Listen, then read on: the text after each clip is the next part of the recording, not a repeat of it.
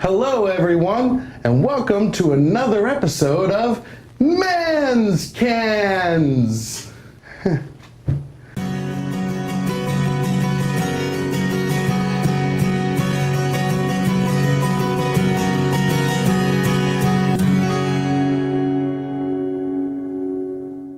Well, for those of you who haven't been following my channel, and that's very few, okay, maybe a lot. Shut up, subtext. Be quiet. That's better. Well, for those of you who are wondering what's happened to me since the last time I made an episode, oh man, so many things. I got a cold. I still kind of have one. Those are great for me to poop on. Here we are finally, the ZMF Eikon review. It's the most exciting thing that you've ever come across. Strap in your seatbelt. Get ready. Are you ready? Get your seatbelt. Go to your freaking car right now, get your seatbelt and come back. I'll wait.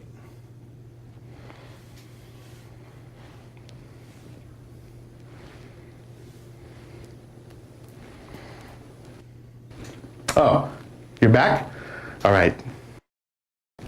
Well, thank you for viewing my previous episodes. I hope you enjoyed them. This time I'm going to discuss the ZMF Eikon. That way I can get rid of all the headphones I have in stock on the videos. And also, you know, it's like the Matt Damon coming on the Jimmy Kimmel show where, you know, I keep mentioning it, but, you know, I go, oh, sorry, ran out of time. I'll see you on next episode. And then Eikon, I could hear it being like, oh, you stupid. Oh, I hate you. And so, you know, why not be polite and allow them to, oh, just kidding, end of episode. Bye.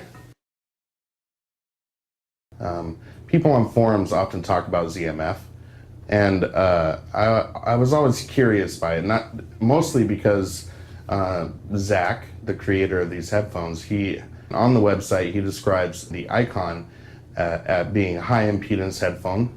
High impedance? Impedance? I don't know about high impedance.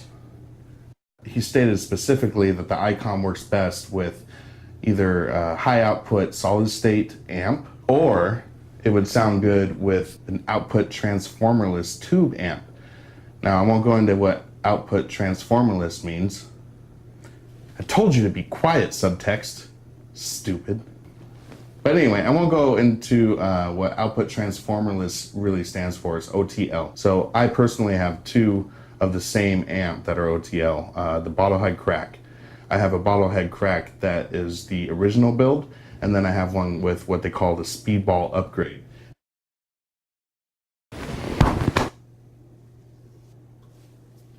Wow!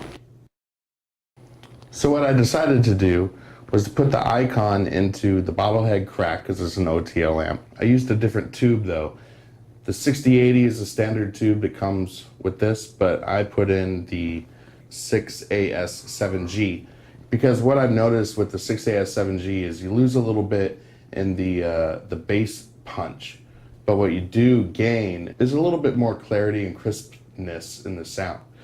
And I thought that would actually be a benefit to the Eikon. It kind of opened it up a bit and gave it a little bit nicer character. It helped to kind of tighten up the sound signature just a little bit. All right, back to the regular programming. I hate it when it doesn't work. There we go. And I'll talk more about those two amps in a future episode when I cover my sound equipment. I thought first I would go into the Eikon review. I came into looking at his website, and he mentioned, as I mentioned before, these are 300 ohm headphones, and so OTL tube amps would be best, or solid state with a high power output. I happen to have the Vioelectric V2A1, which is a very powerful solid state amp, and I have those two bottle heads. So I thought, well, if he recommends an OTL and a solid state with high power, I happen to have both. So whatever kind of sound character that he's designed with these, they should be very complementary to the equipment that I already have. Because sometimes I want different headphones, but then I'd have to spend to have to pay a lot of money to upgrade my equipment in order to have a proper representation of the headphone's intentions. I also like the idea that it's a personal design. So the band is inspired by Odyssey. The design is very similar to that, but the actual cups and the drivers themselves are completely designed by Zach, and they're very beautiful, as you can see. I mean, and they're huge too. I mean, how many times have I had a hunk of wood this big in my hands? It was in college, forget about it. So anyway, and I also want to mention though that I haven't spent a lot of time reading reviews or even looking at any YouTube clips or any reviews on these.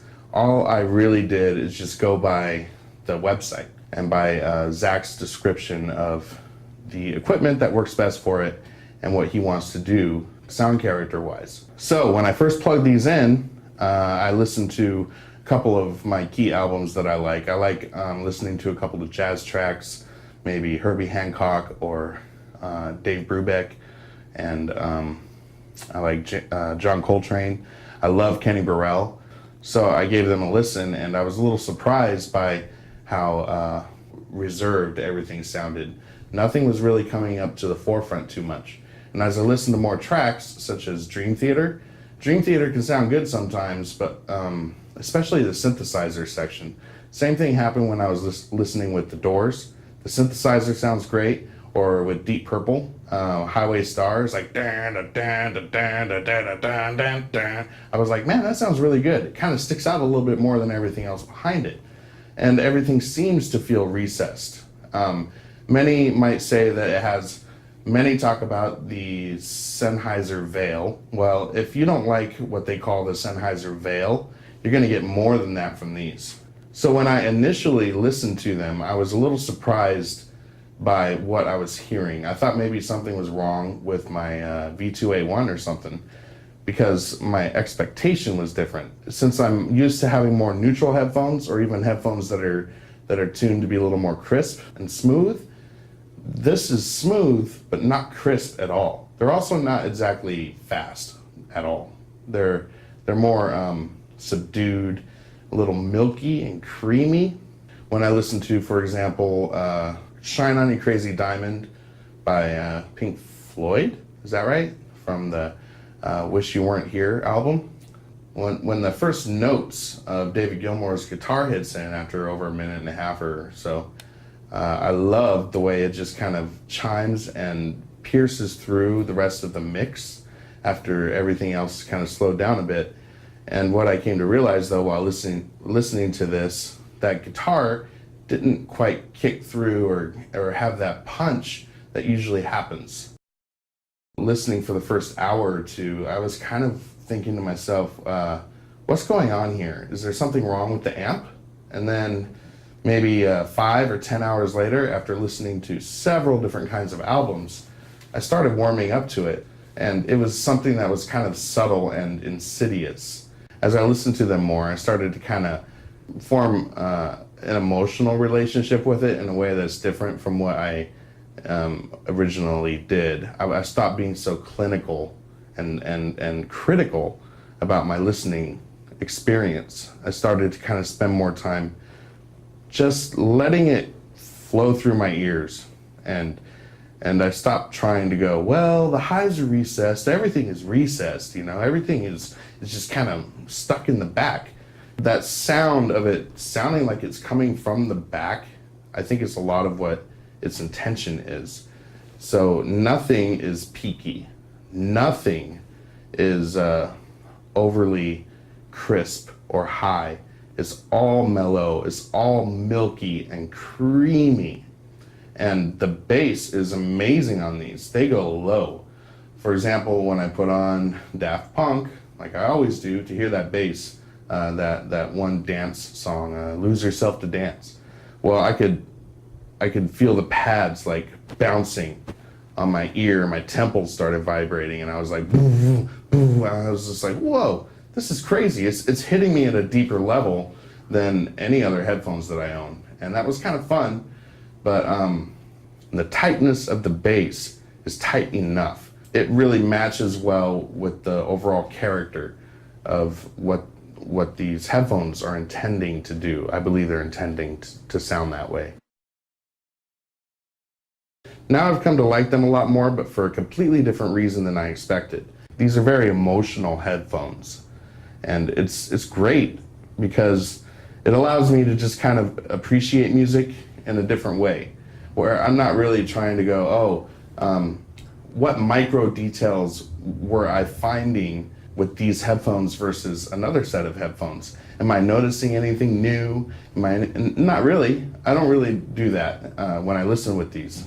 And as I said, over time I came to just go, forget it. Just throw everything, all caution to the wind. Just sit back and relax and just don't think.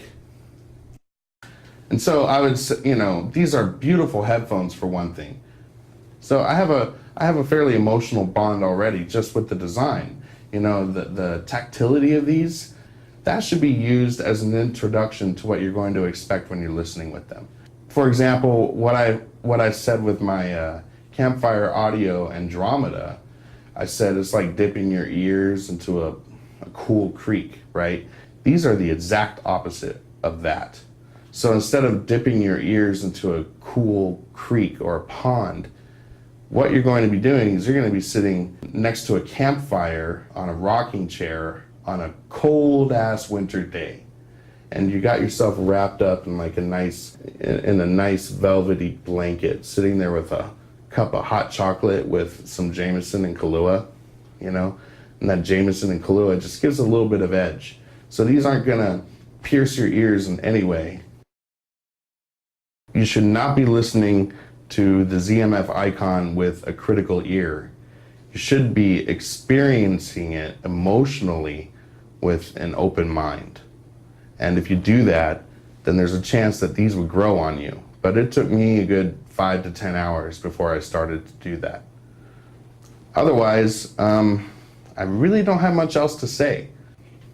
Have a good night or morning or afternoon, whatever it is.